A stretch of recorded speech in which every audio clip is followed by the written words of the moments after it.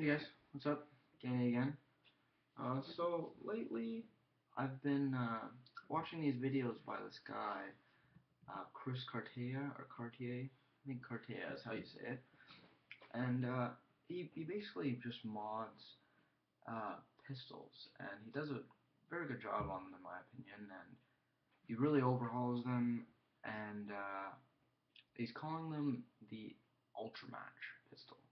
So I was pretty interested in it, and the basic concept is just a heavy spring load inside of a fierstrike or a star shot, and it's more than that, but it's a heavy spring load, a brass barrel, and a nice seal, and I don't know, he's getting them to shoot ridiculously far, in my opinion. Like 100 feet for a fire strike is great, and he's claiming ranges of up to 200 feet, which I don't know how I feel about that, but whatever. I'm not calling him a liar, but it's just that's very far for what they are, and I don't know. I made one. I haven't range tested it. I'm gonna make another one. His most famous one is the bird of prey. And I'm making one of those right now, pretty much exactly the same way he is. From what I can tell, at least, I haven't found a write-up by him or anything. I've just kind of watched some of his videos, and I think I get the general idea. But anyways, I made one of his ultramatch fire strikes, and it's pretty much the same as his, I believe. Um, Very heavy spring load. The muzzle brake here, and this is handmade. This is made out of a piece of a barrel, or the air part that you would put a missile onto inside of the Busby Blazooka, and it just fit quite nicely over the brass. And I like the I like the fact that it's orange, and it was very easy to file. And I just basically filed these ovals, or oval-like holes in it, and they're not perfect, but I think they're fairly nice. And that makes this adjustable, because I didn't really know what the muzzle brake should be. So see, it's all the way out right now, so that's all the way open. And I can just close it, so now it's a quarter. Now it's about half.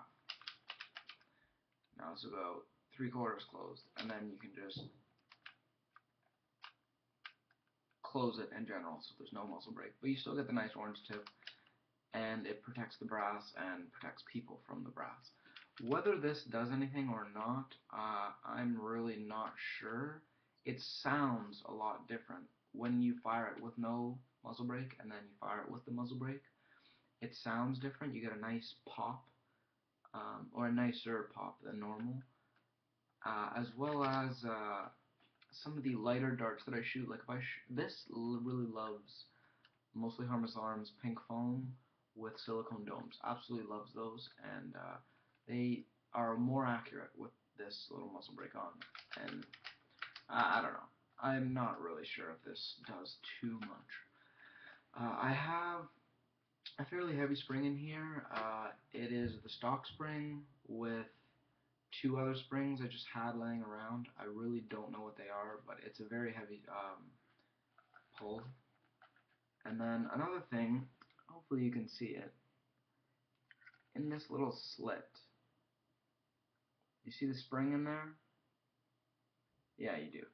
So this spring is pushing against this part, and then pushing against the cap kind of part that the brass is connected to inside of the plunger tube. And what this does, see if I can get that angle again to show you, is it gives this some give. It is not glued in.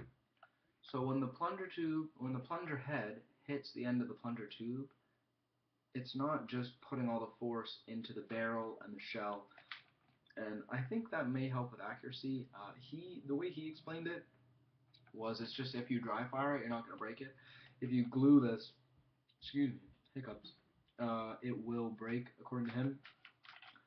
But I don't know, whatever. I just did it because he did it in his video, and I wanted it to be exactly the same, because if he is getting the ranges that he says he's getting, mine should be the same too, because I have just as heavy as the spring combo. I have the Teflon tape under the O-ring. The seal is perfect. Oh, it was perfect.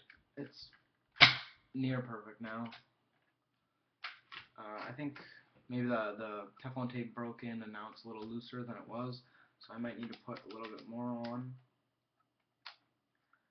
And I don't know, I wrote ultramatch on it just like he does. And like overall, it's a really nice pistol. I was really surprised with it. I would definitely make another one of these. It's nice. It's a good shot. It's very accurate, and it just surprised me.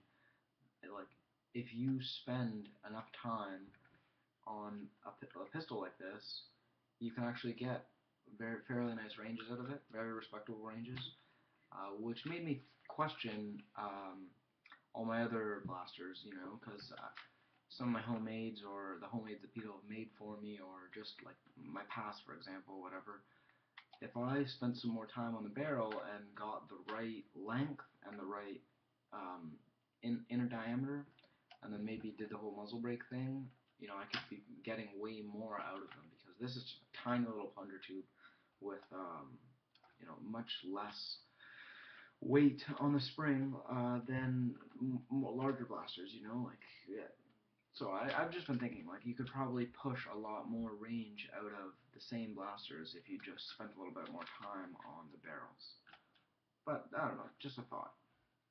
I took out the little light, so, I don't know, I didn't really care for it. This I just use, I have a ramrod, but it's downstairs.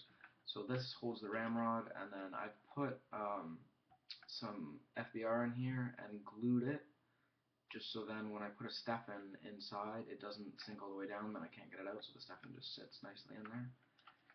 And then I put some FBR just inside the blaster, where I could, and not very much, just to help kind of deaden the sound a little bit. But I don't know if it did anything or not, because I never did it without it. I just put it in and left it there. And yeah, it gets a nice pop. It's pretty quiet. I don't know. I'm totally happy with it. It didn't take very long to make. It took about an hour and a half. Um, I think it's because I have maybe some more tools than Chris does. He says these take a long time to make, but because you have to, like, you do have to sand the this little cap thing down inside, the cap that goes in the plunger tube, and the brass is actually all the way to the back of the cap, so there's no dead space. Like, if you when you load a dart, it is, and if this wasn't primed and you push a dart all the way down, it's basically touching the plunger head. So there's no dead space whatsoever. And see, for me, sanding that part down, I just throw it on the belt sander for half a second, or not even, like a minute, whatever. Like, I just, you know, sand it very carefully on the belt sander for a minute, and then it's flat. And you know, if I need anything else, I just Dremel it out. The hole in here, I just drill a hole, sand it with a Dremel, and put some nice, sanded it smooth with some sandpaper. Everything I did with power tools. This I did file by hand. I totally filed this by hand. I just drilled one hole, two holes, and then again one hole, two holes, and then I just filed the inside. That's the only thing that probably took the longest in this blaster. The plunger heads on these are kind of a pain. There's no screw, like normally, like on a night finder, for example. That's what I was expecting. I was expecting like a night finder plunger head, and you just unscrew it, whatever. But this, it's like snapped on, and you have to pry it off, and then when you put it back on again, I didn't trust it, so I put it back on, and then I filled all the dead space with the strongest epoxy I could find. So I don't think that's going anywhere. And yeah, it's fairly nice. I would definitely make another one of these. Um, they're good. Whether or not they get the ranges they're claimed to get is another question, but I don't know. Maybe I'll do a range test on these one day. I know I've been saying I'm going to do range tests pretty much since the start of me making videos, but I don't know, I kind of realized I can't do a range test on my cell phone because you just can't see anything, and that's the camera that I was going to use. So maybe if I get a nice camera one day and there's some nice weather, I will do a range test of all the blasters I've been saying I was going to do, and I'll do one of these as well. But yeah, I think that's about it, guys. If you got any questions on this, let me know. If you want to buy one of these, you can contact Chris Cartaya, and he doesn't even know me. He doesn't know I'm making this video. He doesn't know I made one of these. I just think he's a cool guy, so that's why I'm kind of giving you his website. It's Chris Cartaya. He has a forum, and then these are for sale online in one place. I just typed in Chris Cartier or Chris Cartaya ultramatch blaster, and you'll find a sales thread of these. I forget how much he's selling them for, but yeah, if you want one of these, he will definitely make you one.